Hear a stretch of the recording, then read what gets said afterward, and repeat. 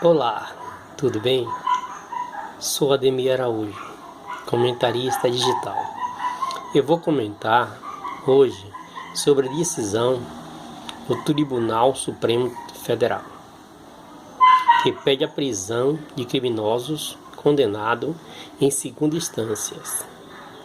Deve ser elogiado os votos dos ministros que foram contra a esse assassinato jurídico do povo brasileiro.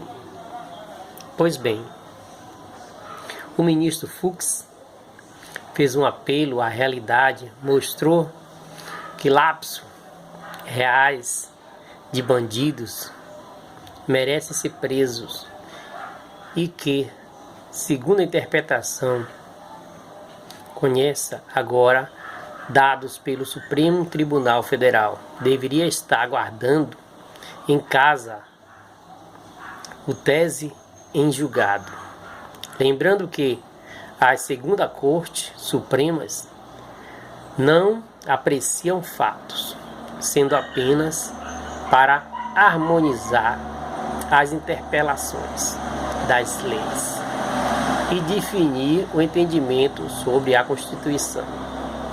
Já o ministro Fachin se posta com uma dignidade, uma independência que deveria servir de modelo para os demais. Mostrou que suas convicções políticas não comprometem seu juízo jurídico e tentou, sem sucesso, chamar a atenção da corte maior para a realidade do que estavam fazendo. Já o ministro Barroso tem dado verdadeiras pérolas aos porcos, mostrando que, quando se entendeu possível a prisão após segunda instância, diminuiu a quantidade de prisões, apontando bem que não foram os pobres que mobilizaram mais bilhões e caros advogados do país para a causa administrar. Já a ministra Carmen Lúcia bem apontou que a prisão após segunda instância é essencial assegurar a eficácia da lei penal.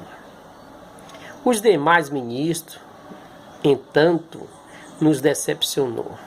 Rosa Weber entendeu que a solução que deram é político, civilizatório da Constituição. Ora, ministra, se for a civilização da barbárie, da lei do mais forte, do civilizado e do país, que pune seus criminosos e protege sua população, não aqueles que a Corte Suprema coberta. Já o Lewandowski votou pela salvaguarda do cidadão, justificou que ele deveria venerar ao proteger os criminosos. A vergonha passou longe do STF. Já o Marco Aurélio, nossa, esse é a minha maior decepção. Nunca enxerguei vínculo seu, Marco Aurélio, com criminoso. Você passou a nítida impressão que você decidiu dessa forma apenas para alimentar a sua vaidade e ser diferente, impor a sua vontade ao Brasil inteiro. Você disse, Marco Aurélio, que ninguém poderia receber de volta a liberdade perdida. Eu digo, e as vidas perdidas de tantos assassinatos, de tantas pessoas que mataram e estão soltos, e o horror das mulheres e crianças vítimas de estupros, e o suor de milhares de trabalhadores que foi roubado pelos políticos, pelos criminosos. Isso não é maior que o seu ego? Para se pensar, né? Pois bem, já o Gilmar Mendes, que mudou de lado como catavento quando o vento da imoralidade chegou à sua vizinhança, disse que a Constituição impede que o criminoso seja considerado culpado após o trânsito em julgado, considerando que houve mau uso das execuções provisórias após a decisão do STF. Claro, né?